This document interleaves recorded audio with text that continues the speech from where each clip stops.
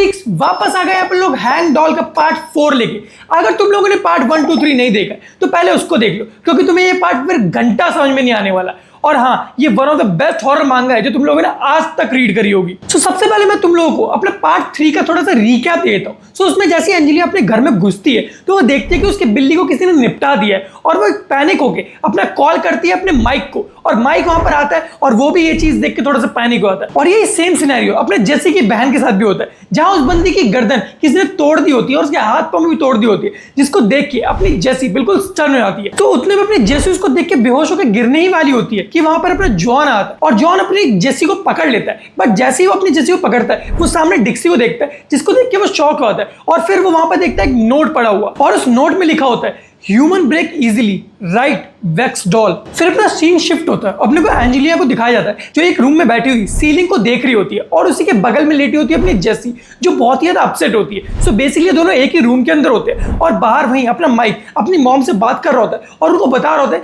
कि सब कुछ ठीक है और वो घर पर नहीं आ पाएगा। और उतरे में ही सामने से जॉन उसको आवाज देता है कि माइक। तो अपने माइक से पूछता है कि माइक तुझे कुछ हुआ तो नहीं ना? तो माइक रिप्लाई करता है कि नहीं, मैं ठीक हूं। तो अपना जॉन उसे ठीक है बोलकर वहां से जाने लगता है। उतने में ही अपना माइक उससे पूछता है कि तुम सुबह सुबह कहाँ गायब थे? तो उसके बाद अपना जॉन रिप्लाई करता है कि मैं एल्फ्रेड के जो बचे हुए सामान था वो उसके घर वालों को देने गया था। तो उसके बाद अपना माइक बोलता है कि तुम दोनों बहुत क्लोज फ्रेंड्स थे ना? और उतने में अपना जॉन रिप्लाई करता है कि मैं मार दूंगा, मैं उसे जान से मार दूंगा। तो ये सुन के अपना माइक थोड़ा शॉक होता है और बोलता है किसे? तो बोलता है उन ब्लैक सूट वालों को, जो भी हैं, जो भी हमारा पीछा कर रहे हैं, मैं सबको जान से मार दूंगा। उतने में अपने सामने टेप रिकॉर्डर से आवाज आ रही होती है कि बस बस 22 साल की लड़की की डेथ हो गई। बेसिकली वो अपनी डेक्सी के बारे में बता रहा होता है कि उसकी डेथ हो चुकी है और स्टिल उसका खूनी को कोई अता पता नहीं है। और उसका जो दोस्त होता है जिसने लास्ट पार्ट में अपनी डिक्सी को प्रपोज मारा था, जिसको अपनी डिक्सी ने रिजेक्ट कर दिया था, वो बंदा बोलता है कि प्लीज जिसने भी उसको खून करा है उसको प्लीज ढूंढ लेना और उसको खत्म कर देना, और इस चीज में जितनी मैं तुम्हारी हेल्प कर पाऊंगा मैं करूंगा। और इतने में अपनी जेसी को दिखाया जाता है जो सपना देख रही होती है, और सपने में उसकी बहन डिक्सी होती है जो उससे हेल्प मांग रही होती है, और वो बहुत ज्यादा डरी हुई होती है। बट उतने में उसको डिक्सी के पीछे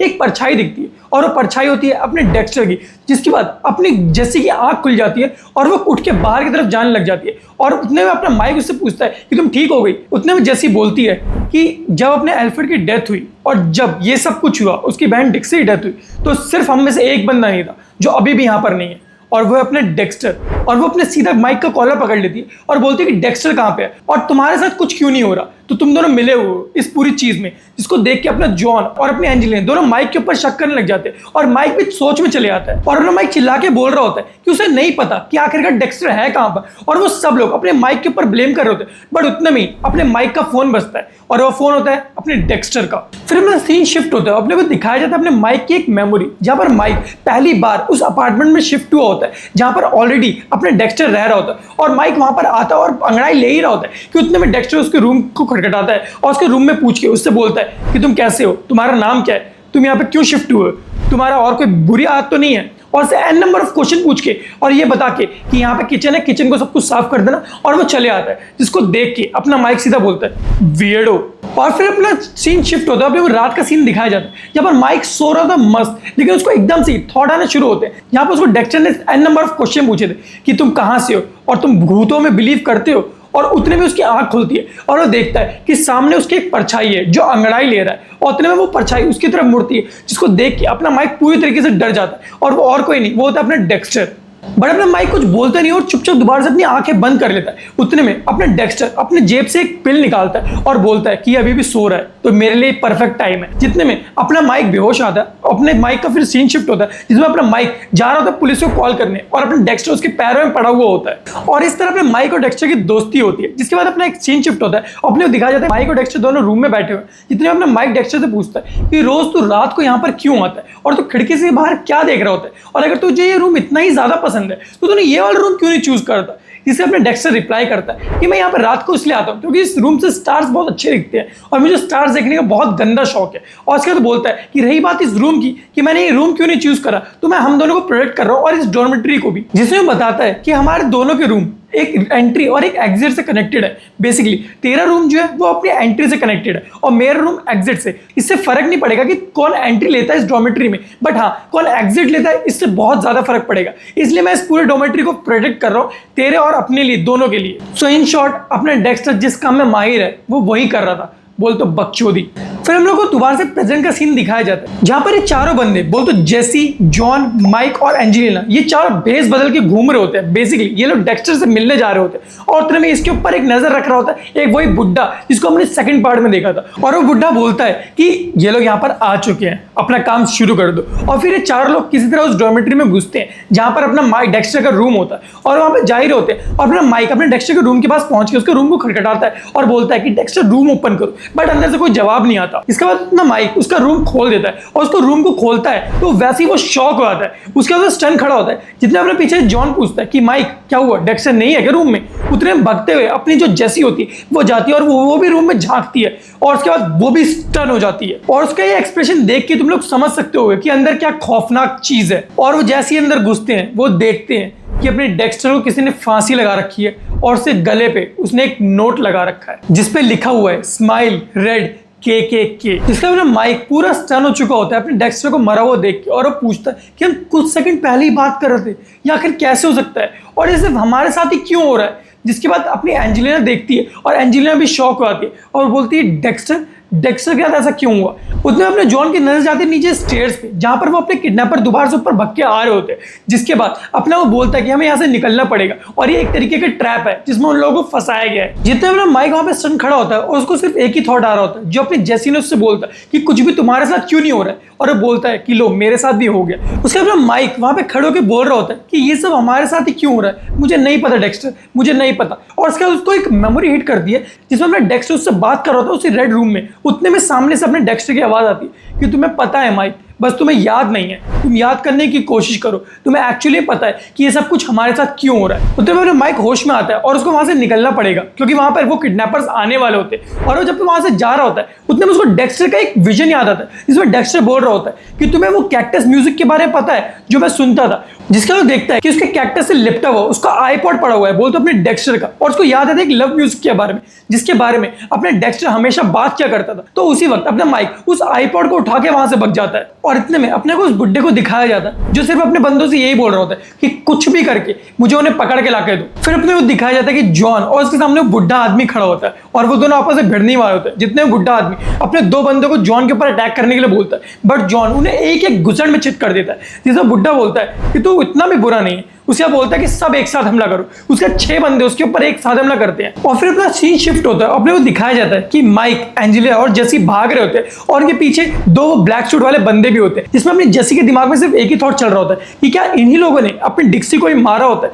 जिसके बाद अपना सीन दोबारा शिफ्ट होता है और अपने को दिखाया जाता है जॉन को जिसने उन सारे बंदों को चित कर चुका है और उसके मुंह से भी खून निकल रहा है। जिसके उसका बॉस बोलता है कि एसोल्स ये एक बच्चे से नहीं जीत पा रहे। उसका अपना जो जॉन होता है वो अपने खून पोंछते बोलता है कि एसोल्स तेरा भी यही हाल होने वाला है जो इन बंदों का हुआ है और तू यहाँ से भागने की सोचो ही मत क्योंकि मैं तेरी भुस्सी भरने वाला हूँ। और उसके बाद वो अपना खून पोंछता है और वो दोनों भसड़ करने ही वाले होते हैं। उसके अपना जॉन उससे एक क्वेश्चन पूछता है कि तूने बोला है कि do you still want more death, मतलब क्या तूने एल्फ्रेड को मारा है। जिसको सुन के वो बुड्ढा हंसने लग जाता है। जिसके बाद अपना जॉन और ज्यादा गुस्से में आता है और वो उसके ऊपर भागते हुए हमला करता है और वो बोलता है कि हंसना बंद कर और तूने इन सबको क्यों मारा है और तू ये कार्ड्स क्यों बेच रहा है। जैसे वो अपना जॉन उसको हिट करने वाला होता है वो बंदा अपना छाता खोलता है जिसको अपना जॉन बहुत इजीली डॉज कर देता है। बट जैसे अपना जॉन उसको घुसड़ मारने वाला होता है वो बंदा उसको एक कॉइन रख के देता है जिसके अपना जॉन दूर जाकर गिरता है और जॉन को समझ में नहीं आ रहा होता है कि उसके बाद हुआ क्या है। उसके अपना जॉन उठता है और वो बोलता है कि बुढ़ा होने के नाते तो इतना बुरा भी नहीं है। बट जैसे अपना जॉन दोबारा उसके ऊपर अटैक करने के लिए रेडी होता है पीछे से एक बंदा आता है और उसके सर पे रॉड रख के मारता है जो उन्हीं बुड्ढे का एक बंदा होता है। और उसके बाद वो बोलता है कि बच्चे होने के नाते तूने काफी कुछ डैमेज कर दिया बट इतना काफी था। और उसके बाद वो बुड्ढे से बोलता है कि हमको इस चीजों में टाइम वेस्ट नहीं करना चाहिए और उसको उठा के चलना चाहिए। और उसके बाद वो पूछता है कि इस बैग का क्या करना है जो बेसिकली अपने जॉन के फ्रेंड एल्फ्रेड का होता है। जैसे अपना जॉन उस बैग को देखता है तो वो सीधा बोलता है कि इस बैग को रख दो वरना तुम्हारे साथ अच्छा नहीं होगा, मैं तुम सबको मार दूंगा। उसके बाद वो बंदा उस एल्फ्रेड के बैग को खोलता है और उसकी सारी चीजें निकाल के नीचे फेंक देता है और एल्फ्रेड की जैकेट के ऊपर पैर रख देता है। जिसके बाद अपने जॉन को बहुत गुस्सा आता है बट स्टिल वो बहुत ज्यादा पिट चुका होता है और थक चुका होता है। जिसके बाद वो बंदा उसको दोबारा से एक लात रख के देता है। उसी बैग में से उसको एक फोटो मिलती है जिसको फोटो को फाड़ देता है 2 पार्ट में जो बेसिकली अपने एल्फ्रेड और अपने जॉन के साथ की फोटो होती है, जिसको देख के अपना जॉन बहुत ज्यादा गुस्सा होता है और वो 1 सेकंड में उठ के उस बंदे को चित कर देता है। और अपने बुढ़ा जब जा रहा होता है तो बुढ़ा देखता है कि पीछे जॉन ने उस बंदे को मार दिया है, बोलता उसके सबसे खास सिक्योरिटी गार्ड को पेल चुका है। और उसके बाद जॉन अपने एल्फ्रेड की जैकेट पहनता है और उस बुढ़े को दोबारा चैलेंज करता है, बोलता है कि राउंड 2 अभी स्टार्ट हुआ है, तू कहां पे जा रहा है। उसके बाद सीन शिफ्ट होता है, अपने को दिखाया जाता है कि माइक, एंजेलिना और अपनी जेसी भाग रही होती है बचने के लिए, बट उतने में एक बंदा अपनी एंजेलिना को पकड़ लेता है। जितने में माइक अपनी जेसी को बोलता है कि तू इंजन स्टार्ट कर, मैं अपनी एंजेलिना को लेके आता हूं, और वो उस बंदे के ऊपर अटैक करता है। बट वो बंदा एक लात में उस बंदे को चित कर देता है, बोलता है एक लात में अपने माइक को नीचे गिरा देता है। बट उतने में अपने माइक के एक्सप्रेशन ऐसे होते हैं जिसको देख के वो बंदा भी घबरा जाता है, और उतने में अपनी जेसी बाइक के पीछे से आती है और एक रॉड रख के मारती है उस बंदे के, और उन दोनों को लेके वहां से निकल जाती है। जितने में अपना माइक पूछता है कि जॉन कहां पर है और क्या वो ठीक है, तो अपनी जेसी बोलती है कि उसे नहीं पता, वो उन बंदों से लड़ने गया था। उसके अपना सीन शिफ्ट होता है, अपने को जॉन को दिखाया जाता है जहां जॉन उस बुड्ढे से लड़ रहा होता है, लड़ भी नहीं रहा होता, वो उससे पिट रहा होता है। और उतने में अपना जॉन उस बुड्ढे से हार चुका होता है और वो जमीन पर पड़ा होता है, और वो बुड्ढा बोल रहा होता है कि तू सबसे टफ था इन सब में पकड़ने के लिए, बट तुझे सबसे पहले पकड़ लिया तो हमारा बाकी काम ईजी होगा। और उसके बाद वो बोलता है कि तेरी आंखें बिल्कुल भी नहीं बदली, मतलब ऐसा लग रहा होता है कि वो बुड्ढा अपने जॉन को पहले से जानता होता है। और उतने में अपने बुड्ढे की गाड़ी से हॉर्न बजता है और वो देखता है कि उसके ड्राइवर के बिल्कुल माथे के बीचों बीच एक गोली लगी हुई है, मतलब वो मर चुका है। और उसके वो जैसे ही पीछे मुड़ता है, उसके पीछे एक बंदा खड़ा होता है जिसके हाथ में बंदूक होती है, और वो बंदा अपनी बंदूक चलाता है और उस बुड्ढे को भी वहां पे मार देता है। और उस बुड्ढे को गोली मार के वो बोल रहा होता है कि मैंने ये बहुत महंगी खरीदी थी और अब मैं तेरे ऊपर वेस्ट कर रहा हूं, मैं तुझे बोल था कि मेरे बीच में मत आइयो। उसके अपना सीन शिफ्ट होता है, अपने को दिखाया जाता है कि वो तीनों बच के अपने रूम के अंदर आ चुके हैं, और वहां पर अपना माइक सीधा अपने कपड़े पर चेंज करके और सीधा आईपॉड को सुनने लग जाता है, जिसमें उसको गाना सुन रहा होता है, और वो बोलता है कि थैंक गॉड ये आईपॉड चल रहा है। सो बेसिकली अपने माइक का प्लान होता है, उसको लग रहा होता है कि अपने डेक्स्टर ने कोई क्लू छोड़ा था उस कैक्टस लव म्यूजिक को बोल के, और उसके बाद वो उसको गाने को सुन रहा होता है, सारे ही गाने को, जिसके अपनी जेसी और एंजेलिना उस रूम में आती है और वो उसको गाना सुनते हुए देख के बोलती है कि देखो इस मोमेंट में गाने सुनने हैं, और अपनी जेसी उसके ऊपर अटैक करती है और बोलती है कि सारे देखो इस मूवमेंट में गाने सुनने कैसे सूझ सकता है। उसके अपनी एंजेलिना उसको समझाने की कोशिश करती है कि प्लीज लड़ो मत। उसके अपनी जेसी बोलती है कि तू कूल डाउन रहे, तेरी से बिल्ली मरी है, तुझे घंटा कोई फर्क पड़ेगा। जिसके बाद वो थोड़ा पछताती है क्योंकि अपनी एंजेलिना बहुत ज्यादा अपसेट हो जाती है और वो वापस जा रही होती है, और वो बोलती है कि माइक इस रूम में कंप्यूटर है और मुझे भी लगता है कि डेक्स्टर ने कोई ना कोई क्लू छोड़ा होगा उस MP3 म्यूजिक के अंदर। उसे अपनी एंजेलिना अपने माइक से वो आईपॉड मांगती है और बोलती है कि मैं उसे चेक कर सकती हूँ। तो उसके बाद वो देखती है कि उसके अंदर एक USB पोर्ट भी है, तो वो अपने माइक से पूछती क्या ये इसके साथ था, तो अपना माइक बोलता है कि हाँ। उससे वो लोग चेक करना शुरू करते हैं और जैसे वो लोग पीसी पे कनेक्ट करते हैं तो उन्हें बहुत सारी चीजें दिखती है, जिसके अपने एंजेलिना उसके अंदर टोटल 62 सॉन्ग्स होते हैं जिनकी वो लिस्ट बना लेती है, अपने कॉपी में नोट कर लेती है, बट उन्हें एक्चुअली में कुछ समझ में नहीं आ रहा होता है। तो उसके बाद उनको एक फोल्डर दिखता है, जिसके बाद उस फोल्डर को वो क्लिक करती है तो उसके अंदर ही बहुत सारे सॉन्ग्स होते हैं जो नंबरिंग कर रखी होती है, बेसिकली उन सारे सॉन्ग्स की नंबरिंग कर रखी होती है, बट उनको फिर भी कुछ समझ में नहीं आता। तो अपनी एंजेलिना दिमाग लगाती है, वो सोचती है कि कहीं इसने कुछ हिडन फाइल तो इसमें सेव नहीं कर रखी, तो उसके बाद वो हिडन फाइल को ढूंढना शुरू करती है। और अपनी एंजेलिना बहुत ज्यादा सर्च करती है बट उसे स्टिल कुछ नहीं मिल रहा होता है। बट उसके बाद वो देखती है कि वहां पर एक फाइल है जो बेसिकली टेक्स्ट फाइल है, बट उसको MP3 से सेव कर रखा होता है। उसके बाद उसको वो चेंज करके टेक्स्ट फाइल बनाती है, और जैसे ही वो लोग उसको ओपन करते हैं तो फाइनली उनको कुछ नहीं मिलता है, क्योंकि उस फाइल में भी अपने डेक्स्टर ने एक बकचोदी ही लिख रखी होती है। उसके अपने को सीन शिफ्ट होता है, अपनी एंजेलिना अपने छत पे खड़ी होती है जहां पे जेसी आती है और उससे सॉरी बोलती है जो भी उसने उसकी कैट के बारे में अल्टर्ड बोला होता है। उसके अपनी एंजेलिना उसे स्टोरी बताती है कि 4 साल पहले उसके माँ की डेथ हो गई थी कार एक्सीडेंट में, और उसके बाद वो बिल्कुल अकेली हो गई थी उस पूरे घर में। और उसके बाद उसके अंकल ने बोला था कि जब तुम ग्रेजुएट हो जाओगी तो मैं तुम्हें अपनी कंपनी में जॉब दे दूंगा एज तुम्हारा फादर फिगर।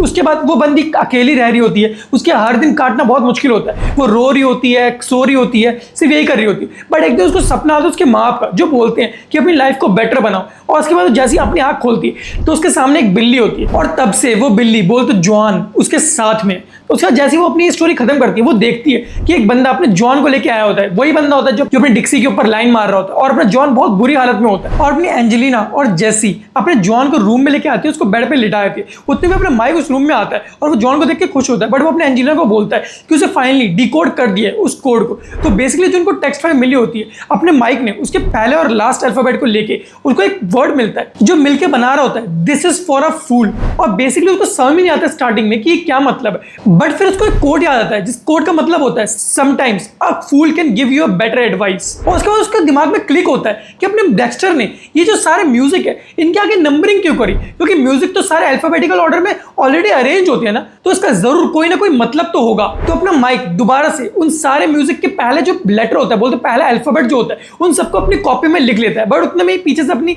जैसी की एंट्री होती है और बोलते कि तुम लोग कर क्या रहे हो, कुछ मिला तुम लोगों को, जिसके अपना माइक बोलता है कि नहीं स्टिल हमें कुछ भी नहीं मिला।